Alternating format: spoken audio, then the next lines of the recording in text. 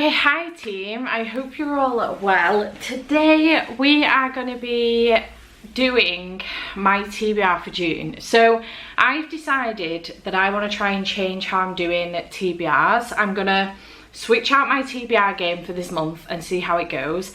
I've been feeling a little bit slumpy and very overwhelmed by the books that have been making it onto my TBR, and I feel like if I went back to how I used to do my TBRs, which was to put a whole bunch of books on my TBR and just basically mood read throughout the month through those books, I will feel much better about it. So I've been feeling very overwhelmed, and I thought this might work better. So this is almost like an MBR, may be read, instead of a TBR. So we're going to see how this goes. I have a relatively large stack, which you will have seen in the thumbnail, right next to me, and some of these are kind of like buddy reads, and so I do need to get to them for whatever reason, but the rest are kind of books that are really on my radar right now and I'm very excited to read. So I thought that we could go through them and I could tell you about them. So no TBR game for this month, unfortunately, but you're going to get an insight into what I'm thinking of reading for the month and what I'm looking forward to the most right now. So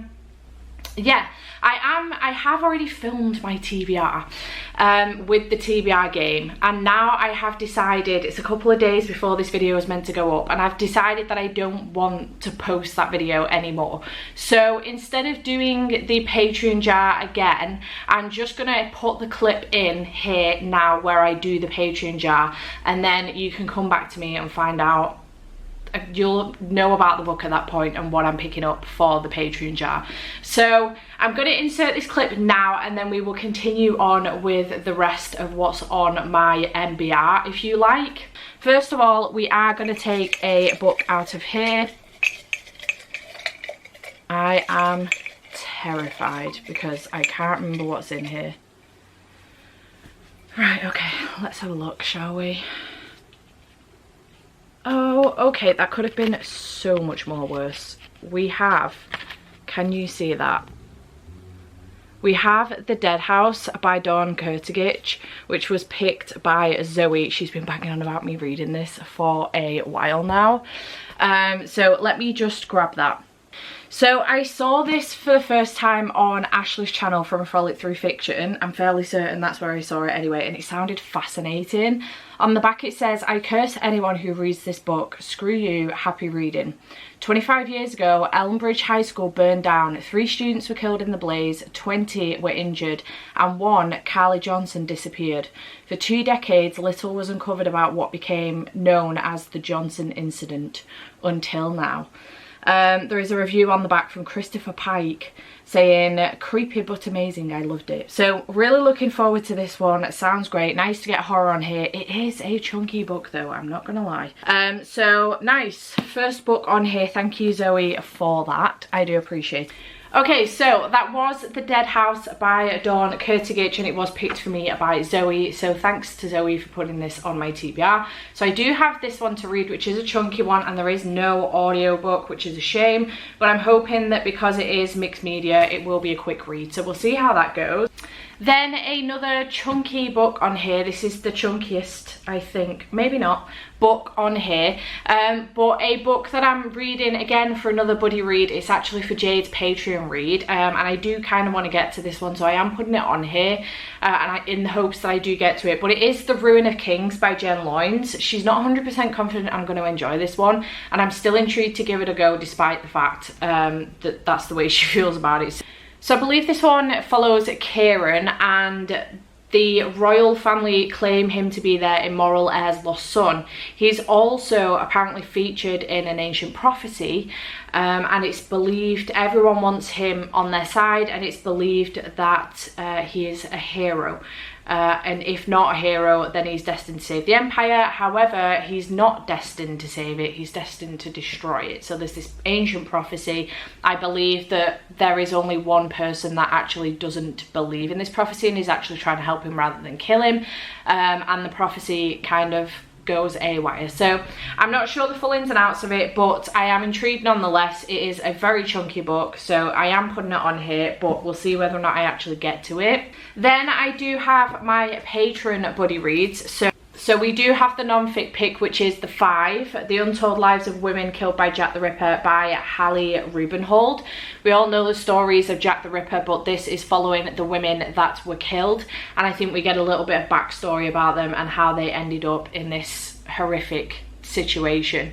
So I'm really intrigued about this one. I do want to read more non-fiction this year, so I'm really looking forward to reading this one.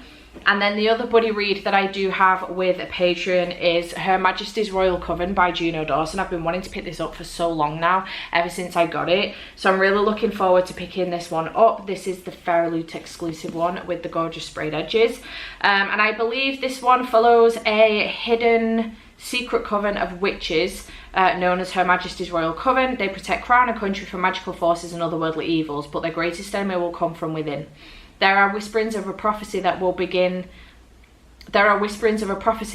the coven to its knees, and four best friends are about to be caught at the centre. Will Helena, Neve, Leonie and Elle be able to stop the prophecy before it's too late, or will the differences that have seen them grow apart since childhood be too great to overcome? Life as a modern witch was never simple, but now it's about to get apocalyptic. I'm so intrigued by this one, and I'm aware that the next one in the series is coming out very, very soon, I believe. So really looking forward to picking this one up. Very excited that it got picked for Patreon. And then the last kind of dedicated read that I have to do is obviously Twisted Love by Anna Huang, which is for Literature Book Club, which is a smutty romance book club that I run. And this one is following Alex Volkov and Ava Chen. Alex is a devil blessed with the face of an angel and cursed with a past he cannot escape. Driven by a tragedy that has haunted him for most of his life, his ruthless pursuits for success and vengeance leave little room for matters of the heart. But when he's forced to look after his best friend's sister, he starts to feel something in his chest, a crack, a melt, a fire that could end his world as he knew it. Ava Chen is a free spirit trapped by nightmares of childhood she can't remember, but despite her broken past, she's never stopped seeing the beauty in the world, including the heart beneath the icy exterior of a man she shouldn't want, her brother's best friend, her neighbour, her saviour and her downfall. Theirs is a love that was never supposed to happen, but when it does, it unleashes secrets that could destroy them both and everything they hold dear. Very intrigued by this one, so I'm really looking forward to picking this one up also. And I am hoping it'll be a win for Literature Book Club. So we then get into the books that I am kind of like super intrigued to get to, and I'm really looking forward to picking up. So we do have Things We Hide from the Light by Lucy Score. I've been wanting to pick this one up since I read the first one, which was Things We Never Got Over. This is the second in the Knockmount series, and I absolutely loved it. This one follows Police Chief Nash Morgan, is known for two things, being a good guy and the way his uniform accentuates his rear end. So we follow both Nash and also Lena.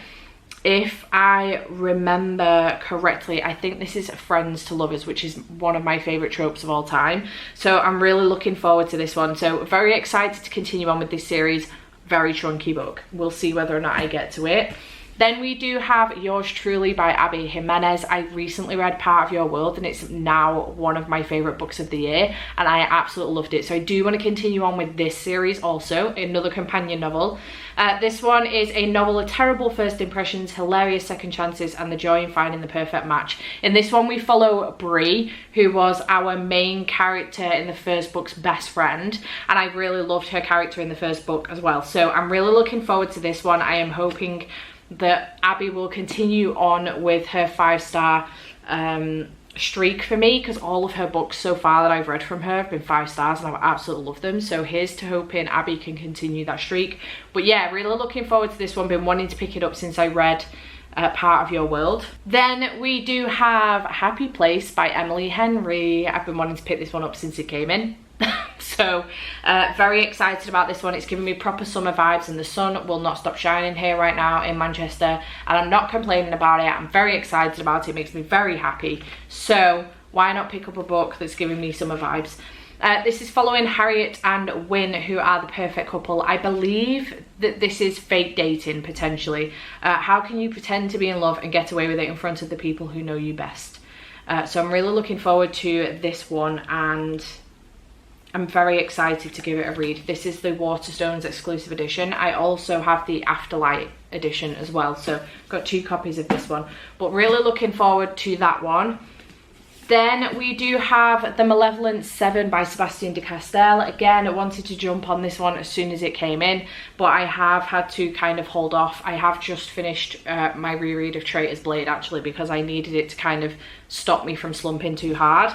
But this one I'm really, really excited about. This is just the standard copy from Waterstones, I think. I have the Inkstone copy, and I also have the broken binding copy as well, so I've got 3 copies of this one. Do not with me. 7 powerful mages want to make the world a better place. We're gonna kill them first. Picture a wizard. Go ahead, close your eyes. There he is, see? Skinny old guy with long straggly beard. No doubt he's wearing iridescent silk robes that couldn't protect his frail body from a light breeze. The hat's a must too, right? Big floppy thing covered in historic symbols that would instantly show every other mage where this one gets his magic. Wouldn't want a simple steel helmet or something that might, you know, protect part of him. Most needed for conjuring magical forces from being bashed in with a mace or pretty much any other household object. Now open your eyes and let me show you what a real war mage looks like. But be warned, you're probably not going to like it. We're violent, angry, dangerously broken people who sell our skills to the highest bidder. Moral or ethical considerations be damned. At least until such irritating concepts as friendships and the end of the world get in the way. My name is Cade Ombra and I currently make my living as a mercenary wanderist. I used to have a far more noble sounding job title until I discovered the people I worked for weren't quite as noble as I believed.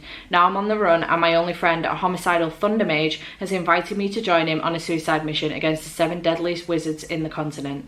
Time to recruit some very nasty people to help us on this job. I'm so excited about this. The audiobook is narrated by Joe Jameson, who's my favourite narrator of all time. So I'm very, very excited to get to this one and I can't wait to pick it up. So very hyped indeed for this one. I think that's going to be a definite. I think I'm 100% going to get to that one. Then I do want to get back on my Zodiac Academy bullshit because I have missed this series for the last couple of months and it's been driving me insane and I would like to get back to it. So this is book 3, The Reckoning. In this series, we do follow twins Darcy and Tori, who start off in the first book thinking that they are just simple humans and they're kind of struggling to get by in life until one day they end up coming across this professor who tells them that they are in fact the heirs of the Fae throne in Solaris and that they need to come back with him to Zodiac Academy so that they can go through the reckoning and gain their inheritance as well as the throne. Potentially. However, when they get to Zodiac Academy, they realise it's not as simple as this. There is already 4 heirs in place to take over the throne once they've passed the reckoning at Zodiac Academy, and these people have been put in place since Tori and Darcy's parents passed away, in which it was thought that Tori and Darcy had also passed away, but they weren't. They were changelings. And yeah, we're kind of following, it's very much a bully fantasy romance. It's quite aggressive. There's been some relatively sick moments in here, but I absolutely love it. There is crack in the pages and I am obsessed and I'm ready to get high again with this book. I don't do drugs. With this book. So very, very excited to oh, I thought it was when I flicked through it looked like a massive side-eye emoji. Never mind. So very excited to pick this one up. Again, another incredibly chunky book, 635 pages. We'll see whether or not I get to it, but I'm just dying to get back into this series. So fingers crossed. I only have 4 more on here left. Let's see how we get on. I do have Other Ever Afters, which is a new queer fairy tales graphic novel. I think it's a graphic novel of short stories told in graphic novel format. So come visit a happily ever after where princes are spurned but monsters are wed, where castles crumble while villages thrive, and where knights lay down their swords only to have peasants pick them up. In this collection of original feminist queer fairy tales, Melanie Gilman creates a new twist on Happily Ever After. Drawn in vibrant coloured pencil art, these stories will touch the hearts of everyone who loves classic fairy tale romances and everyone who hoped for once upon a time that ended differently. They look very, very pretty indeed, so I'm really looking forward to picking this one up. Obviously June is Pride Month, so I did want to get some queer books on here. Speaking of, I also have Queer Little Nightmares, which is an anthology of monstrous fiction and poetry, and I have a audio arc of this from NetGalley, so I'm really looking forward to picking this one up. Throughout history, monsters have appeared in popular culture as stand-ins for the non-conforming and the marginalised. Relegated to the shadows as objects of fear, revulsion and hostility, these characters have long conjured fascination and self-identification in the LGBTQ+ community, and over time monsters have become queer icons. The striking and playful stories and poems in our Queer Little Nightmares remove queer monsters from the subtext and place them front and centre, subverting the horror gaze to celebrate ideas and identities canonically feared in monster lit. Pushing back against tropes that have historically been used to demonise Queer Little Nightmares poses the question, what does it mean to be and to love a monster? I'm really intrigued about this one, and it's not too long, just over 200 pages, so I'm looking forward to giving this one a read. Then I would like to continue on with Solo Leveling. I've picked up volume 6 here because I am planning on reading volume 5 during Final Book Support Group towards the end of May. So I've picked up volume 6 here. God only knows whereabouts I'll be up to by the time June comes around. But I would like to continue on with this series and keep reading it. So just in general, I've thrown this on here. This is like an RPG, but this is a manhwa, and I've been absolutely loving it so far. We're following Jinwoo, who is a young lad, and he is deemed the weakest hunter until one day he goes on a campaign and it turns out he's actually one of only a handful of them that survive, and things start to change for him, and it's really, really good, and I'm absolutely loving it so far, and he's leveling up very nicely indeed. I fell a little bit in love with Jinwoo in volume 2, so I've been obsessed with this ever since. But yeah, looking forward to continuing on with this one. And then last but by no means least on here, there are a couple of others I'm thinking about, but I didn't want to put them on and overwhelm myself too much. So the last and final book that I am putting on here, though, that I am very, very keen to pick up right now is Fourth Wing by Rebecca Yarros. I've heard nothing but good things about this one. I know absolutely nothing about it. I'm assuming there's dragons in it. It's fantasy romance, and that's about as much as I know. So I'm really intrigued to read this one, and I would like to read it before the Fairy Loot edition becomes available because I want to know whether or not to get it. Right now I'm getting it, but I would like to know whether or not it's going to be something that I'm definitely getting. So I would like to get to this before that becomes available. Welcome to the brutal and elite world of Basgaith War College. 20-year-old Violet was supposed to enter the Scribe Quadrant, living a quiet life among books and history. Now, the Commanding General, her tough as Talon's mother, has ordered Violet to join the hundreds of candidates striving to become the elite of Nevere Dragon Riders. But when you're smaller than everyone else and your body is brittle, death is only a heartbeat away, because dragons don't bond to fragile humans, they incinerate them. With fewer dragons willing to bond than candidates, most would kill Violet to better their own chances of success. The rest would kill her just for being her mother's daughter, like Xaden Riorson, the most powerful and ruthless wing leader in the Riders Quadrant. She'll need every edge her wits can give her just to see the next sunrise. Yet with every day that passes, the war outside grows more deadly. The kingdom's protective wards are failing, and the death toll continues to rise. Even worse, Violet begins to suspect leadership is hiding a terrible secret. Everyone at Basgaith has an agenda, so sleep with one eye open, because once you enter, there are only two ways out: graduate or die. Dun dun dun. It says that on the front cover as well. So yeah, really looking forward to this one. I heard incredible things so far, so I'm very excited about it.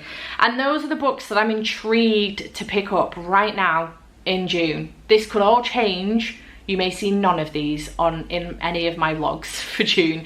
But otherwise, I'm very intrigued to read them right now. And obviously there are a few that I do need to get to for buddy reads, etc. Patreon picks and stuff. So we'll see how it goes, but chat to me in the comments down below. Let me know if you've enjoyed this video. I do still want to post something around the TBR kind of area of the month, but I'm getting very overwhelmed with the commitment I'm making. I know nobody's policing my TBR, and if I don't read them, I don't read them, it's fine. But my brain is policing my own TBR. So if I make it an MBR, maybe read, maybe I'll feel less pressure, and maybe I will be enjoying my reading a bit more. I'm getting to a point where I'm starting to feel like reading is a chore, because I feel like I'm reading books that I have to read for book clubs or buddy reads or things that are expected of me to be read because of YouTube. And I want to get back to picking up books that I want to read for myself, as well as buddy reads and book clubs and books that may be expected of me for BookTube.